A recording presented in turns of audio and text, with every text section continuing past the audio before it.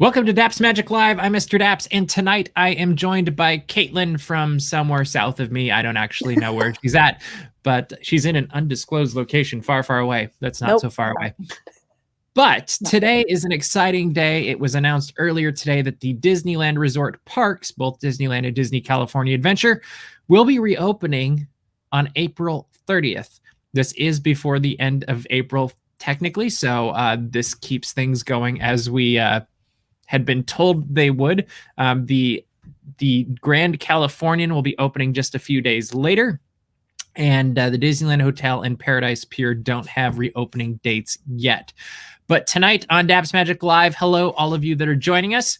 We thought we'd talk about what is coming, what to expect, what not to expect when the Disneyland Resort reopens its parks in a little bit over a month. It will be insane, I'm sure.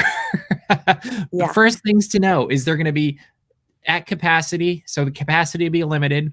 Know that you probably, they didn't specifically say it anywhere I saw, but expect to be continuing to wear face coverings, expect physical distancing, expect contactless transactions as much as they've been doing now, and perhaps even more. I think with a touch of Disney, we'll probably get even more of a indication of what that is going to be like. Expect to have reservations that you have to have before you can go to the parks. What else should you expect, Caitlin? To be patient. Yes, expect to bring your patience. But expect also, if you go in, that you're going to have a very fun time with lots of space. Sure. And we can say that just because a few of us have gone to Walt Disney World with the lower limited capacity, and that was quite the experience. It's different, but it's magical in its own way. And I expect to see lots of tears at the main gate and maybe on Main Street too, as people walk in and get the magic, get to be immersed in the magic, I guess, again, for the first time in over a year, if you're from Southern California. So when you saw the news this morning, Caitlin, before we get into all the details, how did you feel? I mean, I wasn't surprised, but I was surprised at the same time. I thought it was funny because Chapek had said, oh, it's going to open hopefully at the end of April. And I love that they're like April 30th. We weren't lying. We're in April. And I thought that was kind of hilarious. I think in my mind, I'm not going when it opens. So I'm just kind of like, okay, that's cool. Yeah, I mean, I think it's exciting that we're getting to the point that Disneyland can reopen, and that is exciting. I mean, I will be honest, even though I'm not planning on going right when it opens, it is super exciting that people are going back to work. It's opening. I mean, I know fireworks are not going to be part of it at the beginning, but I live close enough where every night at 9:30, I'd be like, what is that? Oh, it's fireworks. I am looking forward to that eventually again. So yeah, I mean, I think I'm more excited for people I know to get back to work. So yeah, that's where I'm at. But I mean, it was this, oh, it's happening. Okay. That's where I was at. And then I texted you. Yeah, I was busy writing. I know. It's always funny because when something happens that's a story like this, everybody starts texting each other in our team. And there's multiple people that they're all like, hey, did you see this? Did you see this? And so we had Murray. I think you and Murray texted me about the same time. And you got a more direct answer that I was working on the story. And I think Murray got a yeah. And then he responded basically, well, are you writing on it? I'm like, yeah. But I don't remember exactly what I said, but that was the gist of it. And I think it actually is wise to not be the first person in the door or the gates, as this may be, and see how things go. Because in general, with anything new like this, I mean, it's going to be the same tomorrow with a touch of Disney. First day is always kind of bumpy. And that's okay. You just bring your patience, and that's part of the adventure of going back to, or going to something on its first day. But I think that's going to be just a reality of life. And we saw things changing as we were at Walt Disney World. Like Murray's been, 3 times since it reopened, maybe 4. And each time has been slightly different than the time before, as capacity has changed, as protocols have changed, as they've discovered different best practices work better than what they were before. And you can expect the exact same thing to happen at Disneyland. And you can expect it to be, it almost is going to be harder because it's Disneyland, because it's right in the middle of a massive group of people. And one thing we should note is that they have said that when it does reopen, it'll be restricted to Californian residents only at the beginning. And I think that's going to be an interesting thing. And so hopefully everybody plays by the rules so that it gets expanded beyond Californians very quickly, as opposed to the government saying, hey, you're not playing by the rules, we're going to make you close down again, or we're going to restrict you even further. Like those kinds of things I think could happen if people aren't careful. So that was actually one of the things that popped into my head when I read the Californians only. I was like, oh, we better not mess this up. And one of the other things that's going to happen when the parks reopen is, well, everything's going to be different. Like you're going to have the same physical locations, but you're going to see plexiglass everywhere. You're going to see dots on the ground that you're supposed to stand on. Just get used to looking like, oh, there's a circle, I better stand on it. Whether it's in the restroom, whether it's going into a restaurant, going into stores, there will be circles. This is where you stand. Up to 4 of you can stand on that, if I'm correct. And they continue on with Walt Disney World rules, is they try to keep it to 4 so that you're not getting too many people going to either ways. But then they've also changed character experiences, which we're going to see a glimpse of at A Touch of Disney this week. But the character experiences are distant. They're characters being like up on the train station waving, or on a balcony somewhere. What did you think of these different characters? You've seen our videos in other people's, I'm sure. I hope. Yes. What do you think about these different or reimagined character experiences? I don't have a better word for it. I mean, for the most part, I think it's fine. Like, as you can tell, I love Donald. So that's one of the things that I would look forward to on my Friday visits, is like my weekly Donald hug. So I'll be honest, I will miss that a lot. But I think it'll provide the opportunity for more people in a way to have interactions, even though it won't be super close. But I think the way it's been is there have been so many people, and only so many can see a character in a given time. And then you get those disappointed people who are like so close and they get to the line, but a host has cut them off. And then for some reason they can't come back or whatever. So in a way, I think it's a good thing. And then you'll be able to kind of like take that selfie and be like, oh, look, there's 5 characters behind me. And that's not usually an opportunity that you get to begin with. So, I mean, I don't think it's a bad thing. I think it'll also be kind of probably nice for hosts and and such that don't have to be like, hold on, the line's other than done. getting them in and out. Yeah. So I think all around it'll be better for the time being. It is funny that you bring up Disney World and all of that, because my last theme park experience was in Florida before all of this happened, literally days before everything closed. So it'll be wild for anyone who hasn't been to Disney World and all of this. It'll be a whole new experience it'll be a culture shock to go to a theme park with minimal people. I mean, I've been to Disneyland with minimal people, but that's on a day that it rained so hard they had to close the park early. And that's probably what it'll be like minus the rain. And I mean, I'm okay with that, but but as far as characters go, from what it sounds like, there aren't going to be cavalcades. I'm not seeing anything that says there are going to be cavalcades, which makes me think there aren't. And just from a logistic standpoint, my concern at Disneyland is because everything's so much more compact and intimate, it would be very hard, to me at least, to have a character cavalcade.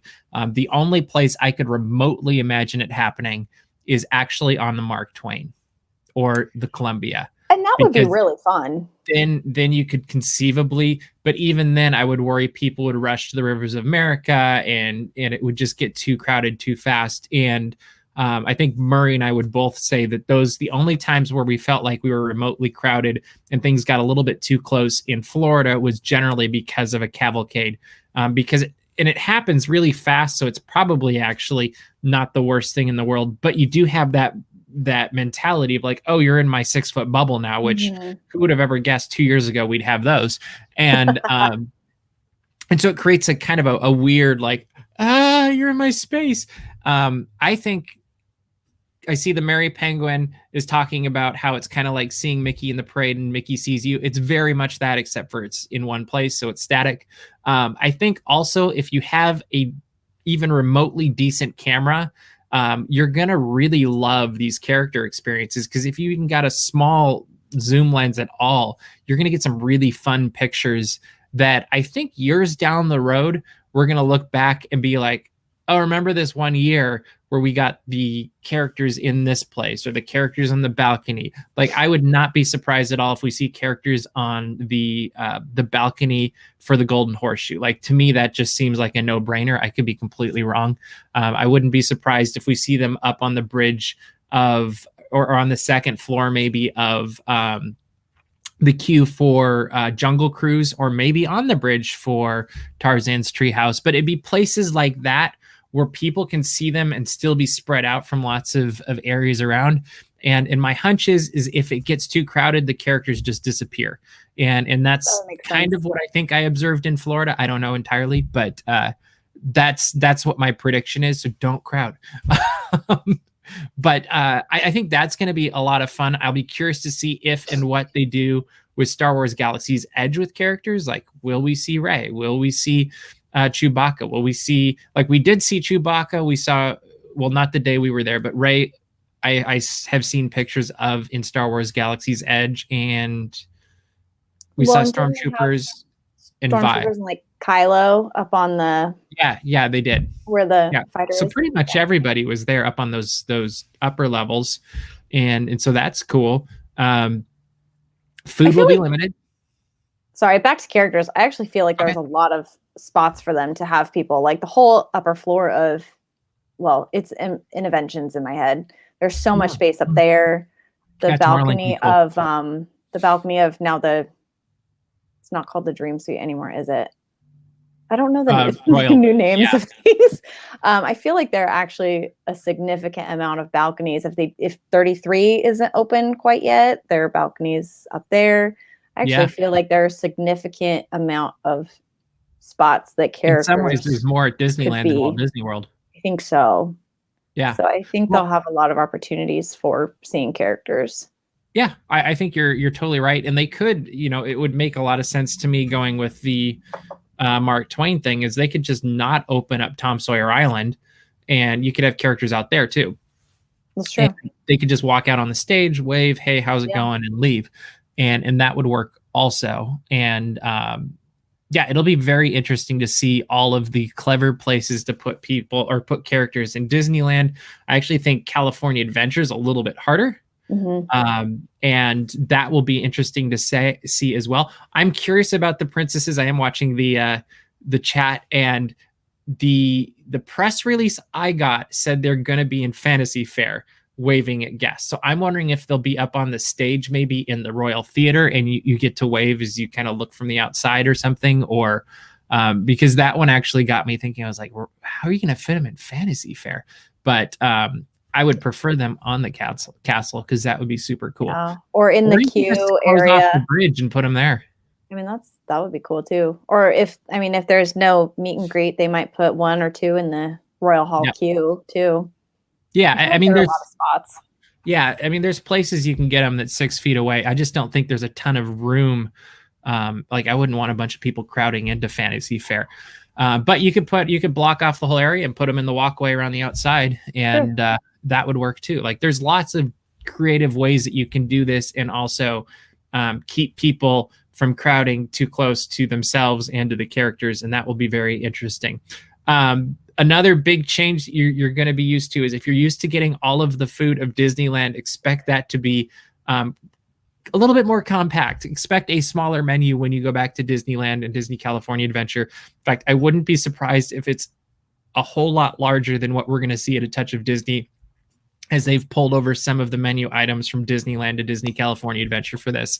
And part of that is just sourcing. It takes time to get food into a park, and they haven't really had a huge lead time to be like, oh, we're going to order all this food. And so it's going to have to ramp up all of these businesses again, and these places that you get the food, and get everybody retrained to how to cook them. And so if Florida is any indication of what's going to happen here, expect a smaller menu when things do reopen. And I would expect not all of the restaurants to reopen on opening day, if I had to make a guess. Yeah, and I think also because some of the restaurants are fairly small, I can't imagine how big their kitchens are.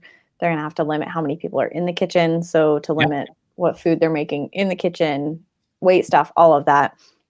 Yep. I definitely wouldn't be surprised if a lot of the restaurants have maybe a couple of items on the menu. And I mean, it's not going to be a full menu. Well, and I think you'll probably end up seeing the same items at multiple restaurants. Like I remember the Harbor House menu, I think, wasn't the same as it normally was. And it was just more of a generic, like, here, get your burgers and fries kind of a thing. And just because I think they can get it quicker. And that wouldn't surprise me if that happens at Disneyland as well. Stores will be the same thing. I would tend to guess is it takes a long time to develop and source out merchandise. And so I think you'll see an expansion of what you're seeing currently at World of Disney. And up until recently, Buena Vista Street. We'll see if there's any more merchandise that's released through A Touch of Disney this coming week. But I wouldn't expect to see this massive, like, special lines of things happening. One, because it takes a while to get them together. Two, they don't know who's actually going to show up. Like, my hunch is demand is going to be insane. Like, this thing's going to be, I can't say packed because it's at a limited capacity, but what is available in terms of tickets are going to be gone fairly quickly. And so I just think you have to come in with measured expectations when the parks reopen, because it's going to be a ramping up again of a massive machine. Like, there's a lot of people. Yes, they're bringing back over 10,000 cast members to do this, but that's basically a third of what would normally be working at the resort, right, when you think about it.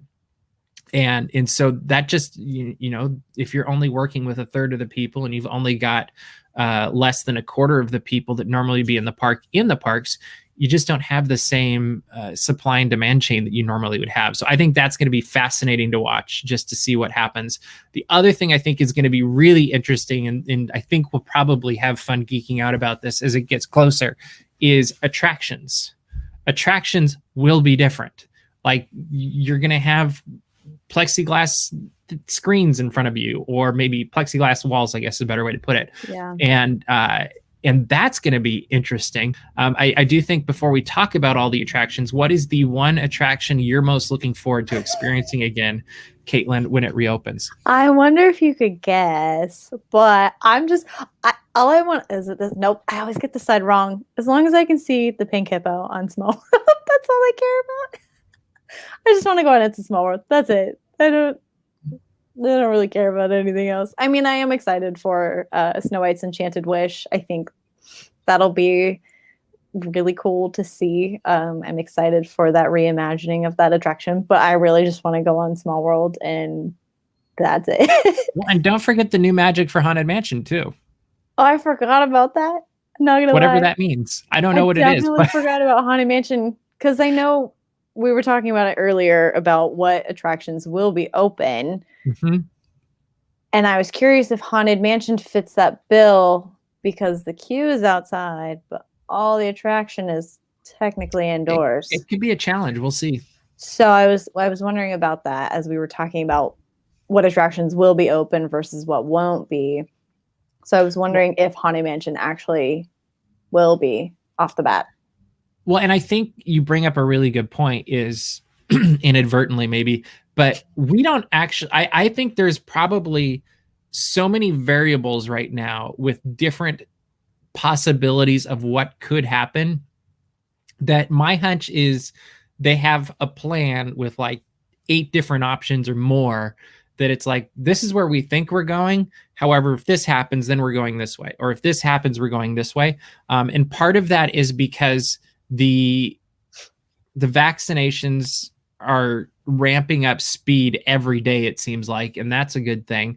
The numbers are going down in terms of positivity rates, and so the tier levels will change pretty drastically potentially, and with those changes could lead to some very interesting new possibilities, I guess you could say, for the parks capacity, what can be done in the parks, where you can eat, all of those kinds of things. And that will be very, very fun to watch. I think that's where it gets really fun to watch how Disney works and adapts. And I think that's actually been one of the huge things Disney's gotten really good at in the last year, is going from this behemoth of an organization that's more like a major, ship that takes a while to turn, to becoming really nimble on its feet. And I think that's been something that Disney's actually gotten stronger in some ways through all of this pandemic, which will be fun to see in the coming years, how that impacts new ideas, new magic, all of that kind of fun stuff. I'm seeing in the chat anything in Avengers Campus, which will not be opening with the parks on the 30th. Snow White, yes. Carousel, great. And Roger says, expect those dots in the stretching rooms. If the stretching rooms are open, I guarantee they'll be there. Yeah, it'll be very interesting. I actually think it'll be interesting too, because I think the ride experience, because the queue experience will change. It'll be interesting to see what ends up having like the longest lines, because that could completely change too. Right. And then they have to clean the attraction, so that can make lines longer or shorter too. In Disney California Adventure, what are you most looking forward to experiencing again? Oh, I know it's a hard question. Well, because I can't do a whole lot in California Adventure. Mickey's PhilharMagic is my favorite. Okay. So I guess Mickey's PhilharMagic would be what I mean, because I know Avengers Campus isn't going to open. In all honesty, I would hope that they would hold off on Avengers Campus to give it kind of proper fanfare that it deserves, because it got so gypped. I mean, to be like, hi, Avengers Campus is opening, and then 4 hours later, just kidding, the parks are closing. I would much rather see Avengers Campus get pushed back until they can give it as proper as an opening as they can. My one hope that they don't do is open on October 1st. Ooh, I would hope not. I feel like that would take away from I have 2 thoughts on that. One, it could take away from all that's going on for the Florida 50th. But then on the flip side, I'm like, well, they could do what Disneyland did and make it a global celebration, in which case it makes total sense that, hey, we're opening this new land to celebrate Walt Disney World's 50th anniversary, in which case it's like, rats, I've already got tickets in Florida. But I think a lot of us that are in like this, like covering this, are going to be in Florida at that time. Yeah. And I also think, with me, just logistical standpoint of the people that would be there for the 50th, Josh Tomorrow, Bob Chapek, all of the really, really important people are going to be in Florida. So, and I feel like some of those people would also want to be at Avengers Campus. I think that's fair. I don't think they would do that. So we're going to guess July 17th. I don't know. I would definitely lean towards fall. I would too. I'm gonna guess fall. I would say before Thanksgiving. That's my guess. Okay. Before Thanksgiving. Yeah, and I think they also would want to wait until maybe there's more capacity. Out of state people can come, which I'm not gonna lie, I'm actually a little excited that it's just for California residents for a while. I'm still daunted with just that group coming in.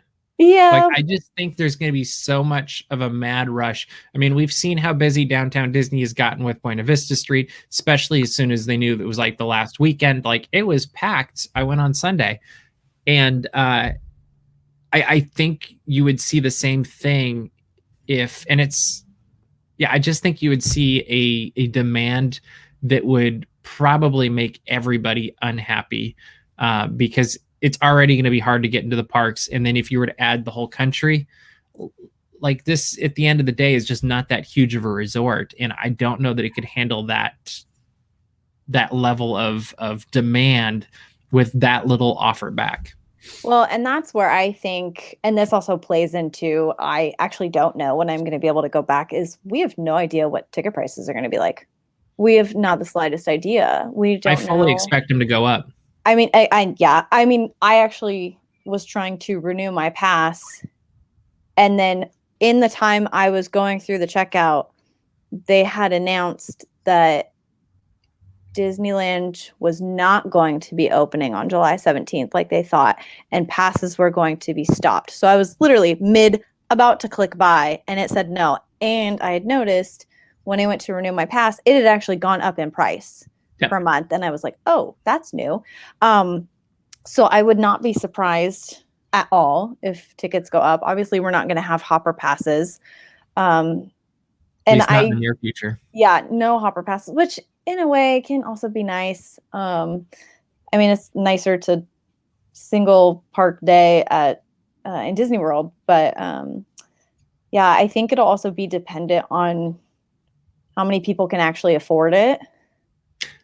Well, I think there's the affordability rate. You're right. I think there's the capacity question that's going to be a huge, like, that's the weird thing, is if things continue as they're going, and let's say everybody's vaccinated by July 4th, at that point, do you still have to have the same capacity limitations?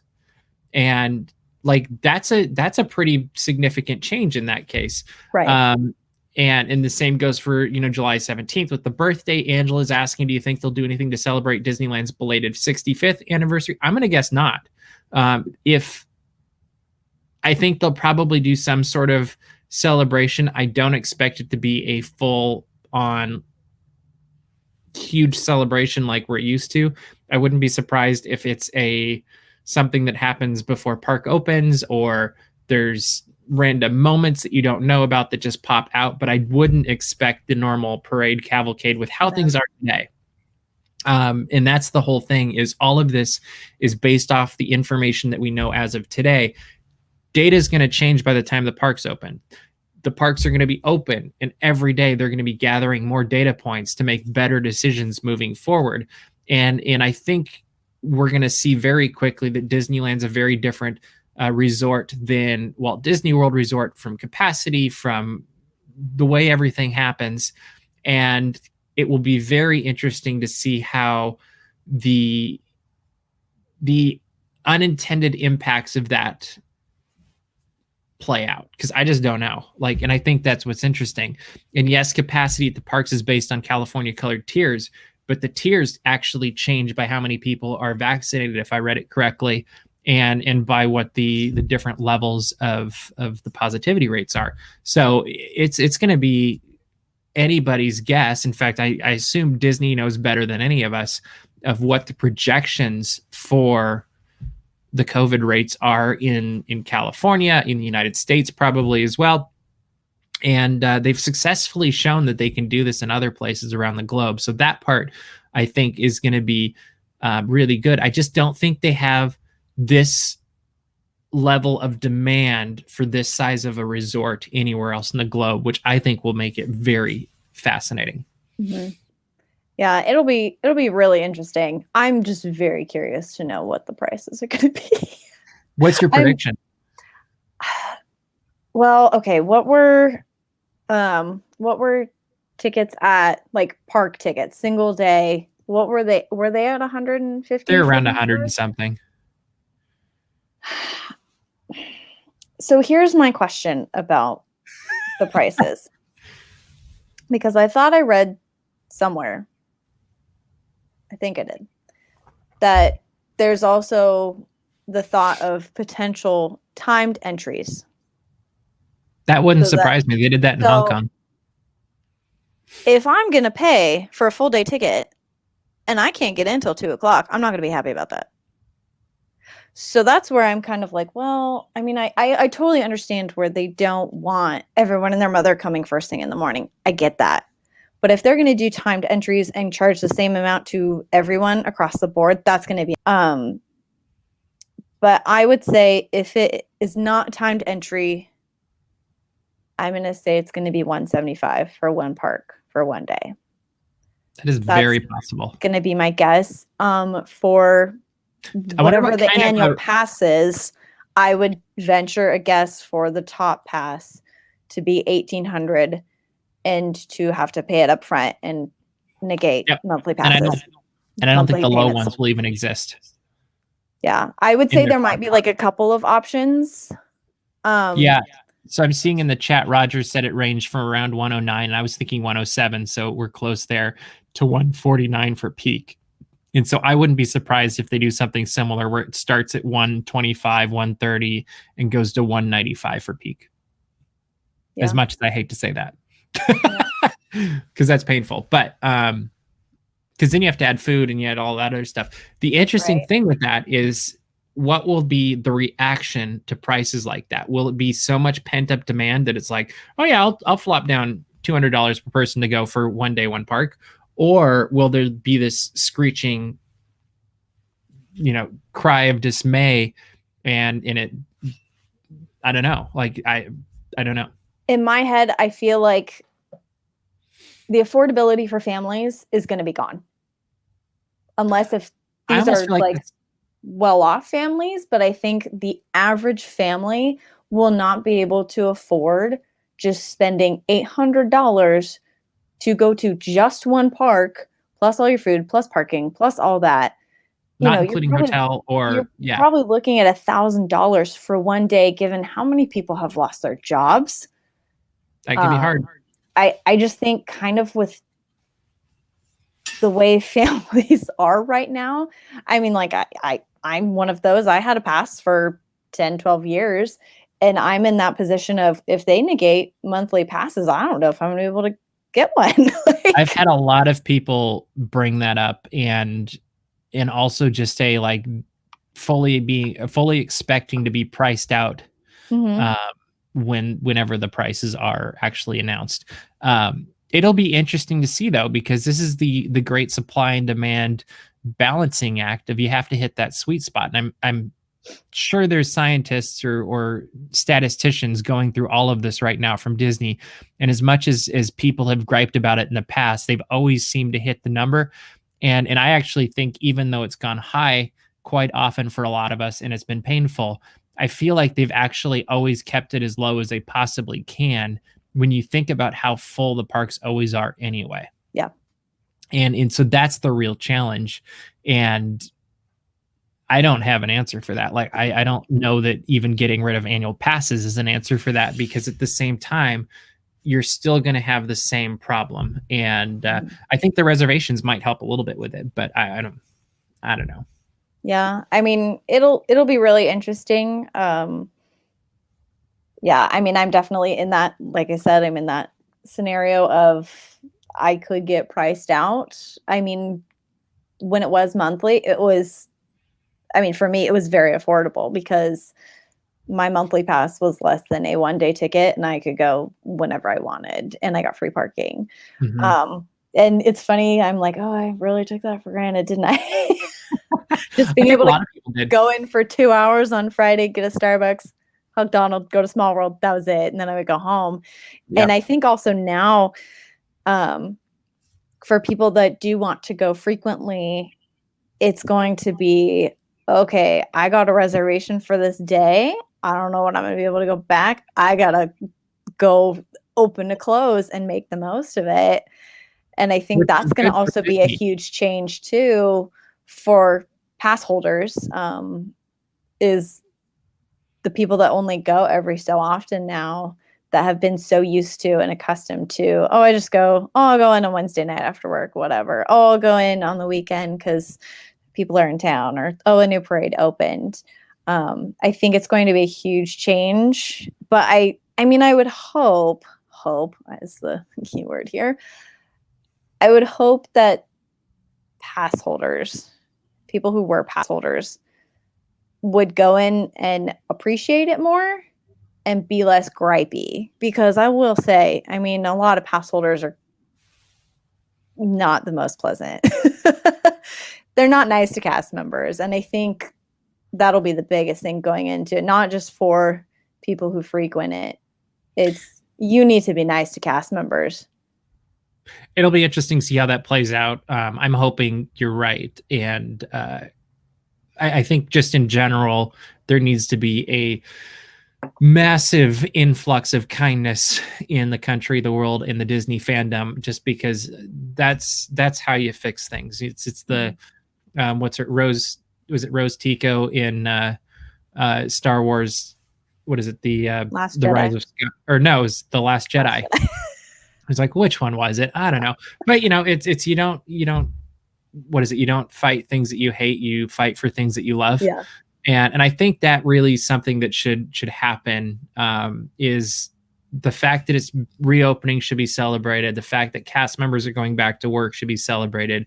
The fact that the hotels and the restaurants and, I don't know, Uber drivers, taxi cab drivers, bus drivers, you name it, all of these people are going to have a little bit better opportunity for a paycheck and work, and hopefully a little bit better life, because parks are opening and tourists or locals or whoever end up coming to Disneyland are able to go in. Hopefully this just leads to a little bit better of a future than we're at currently in the last year has been, especially for those that have really been struggling and stuck at home. As we start to run out of time, Caitlin, obviously you're looking forward to It's a Small World, but what is that thing, like when you think about Disneyland reopening, what is that thing that you're just like, I can't wait to do this again? I think just walk down Main Street and just the ambiance of Disneyland. I'm not the type of person to go in, because I would go so often. I'm not the type of person to go in and be like, okay, I'm going to go on all the rides. I'm going to go do this. Like, I would do that if someone was out of town, or if, my family could come once a year. I would go and do things when they wanted to. But when it was just me, I'd honestly just go and I'd walk down Main Street, or I'd get a Starbucks and I'd just go sit somewhere. Those moments when you could sit on the porch on Main Street when no one's there and just people watch. And as long just as you're really, on the dot, it'll be fine. Yeah. But I think I'll just look forward to those moments of just being in the park. Yeah. And just being present in that moment and walking down Main Street and seeing the castle and, seeing Donald wave from wherever he's going to be, or, yeah, I think it'll just be nice to be there, because there's just a feeling about Disneyland, and I know it'll be different. We will have a little bit of the outside world in, because of new guidelines and restrictions and the way things are. But there was always that sense of the outside world kind of didn't touch you in Disneyland. So I think it'll just be nice to kind of be back and have some semblance of magic again. Mm-hmm.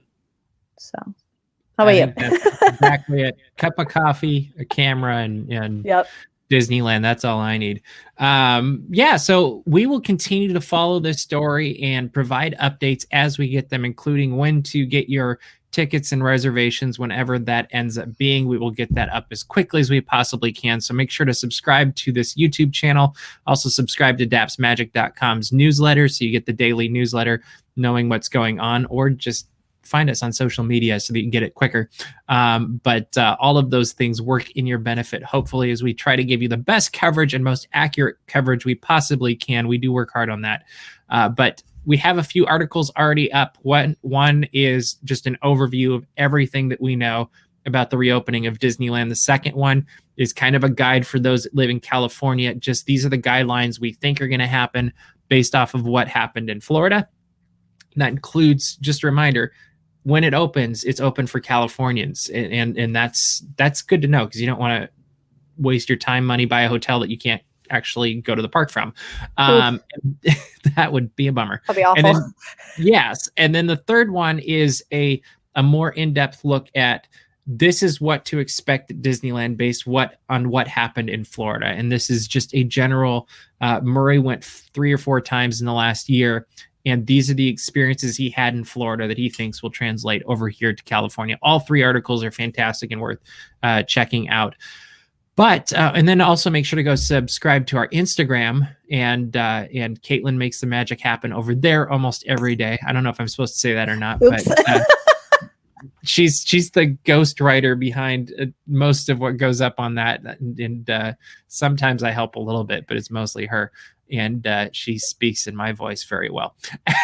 And True. Magic ruined. Sorry. She's the other Daps, Mr. Daps, whatever. Oops. All good. But anyway, we hope you've enjoyed this live stream. We hope that you get into the parks again really soon. Thank you for joining us tonight. And we hope that very soon we will get to see you in the parks. Good night, everybody.